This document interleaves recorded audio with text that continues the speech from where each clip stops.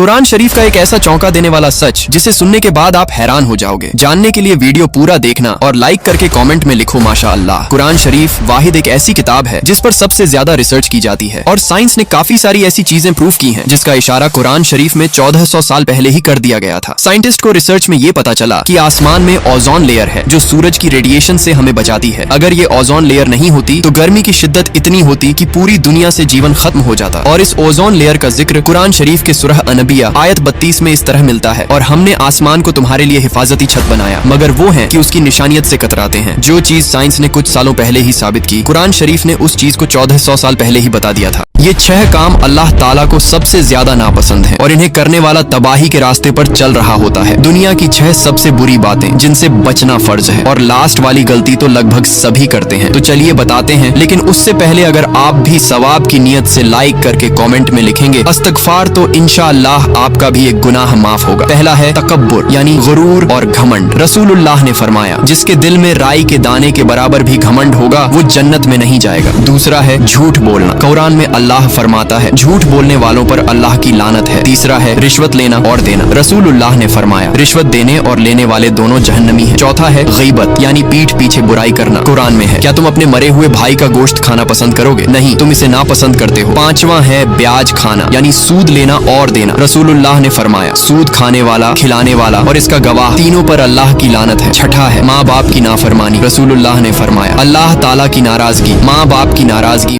मिलिए खुशबू के बादशाह यूसुफ भाई से। अल्लाह ने इन्हें ऐसा हुनर दिया है कि ये किसी भी खुशबू को सिर्फ 10 मिनट में परफ्यूम में बदल देते हैं। आप सोच रहे होंगे क्या ये वाकई मुमकिन है? तो सुनिए, वो परफ्यूम जो मार्केट में लाखों में बिकते हैं उनकी हूबहू कॉपी यूसुफ भाई कुछ ही हजार में बना देते हैं। लेकिन सबसे इमोशनल बात जाननी है, दुबई में इनकी शॉप पर पूरी दुनिया से लोग आते हैं। ऐसे लोग जिनके पेरेंट्स या फैमिली मेंबर अब इस दुनिया में नहीं रहे, और यूसुफ भाई सिर्फ उनके कपड़े सूंघ कर उसी खुशबू को परफ्यूम में कैद कर देते हैं। सोचिए वो लम्हा कैसा होगा जब किसी को अपने गुजरे हुए अजीज की खुशबू फिर से महसूस हो। 35 साल के तजुर्बे वाले ये शख्स सचमुच खुशबू से यादों को जिंदा कर देते हैं। अब आप बताइए खुशबू सिर्फ एक एहसास है या फिर वो रूह की कुरान में एक ऐसे जंग का जिक्र है जिसमें लड़ाई इंसान और परिंदों की हुई थी। दोस्तों, यमन का हुक्मरान जिसका नाम अबरहा था वो खाने काबा को गिराना चाहता था। ये सुनकर मक्का के लोग बड़े परेशान थे, लेकिन उनमें इतनी ताकत नहीं थी कि वो अबरहा का सामना कर सके। उस वक्त हुजूर के दादा हजरत अब्दुल मुत्तलिब अपने कबीले के सरदार थे। उन्होंने मक्का वालों से कहा कि अल्लाह का घर है और अब वही हिफाजत करेगा। और जब अबरहा सिपाहियों और हाथियों का लश्कर लेकर काबा के पास पहुँचा तो मुकाबले के लिए अल्लाह ने अबाबिल परिंदों का लश्कर भेजा। उनके चोंच और पंजों में छोटे छोटे कंकर थे। दिखने में तो वो छोटे कंकर ही थे, लेकिन अल्लाह ने उसे ऐसा हथियार बना दिया कि जब परिंदों ने कंकर को गिराना शुरू किया तो जिस भी हाथी या काफिर पे गिरता तो वो बदन को पार कर जाता और देखते ही देखते पूरा लश्कर खत्म।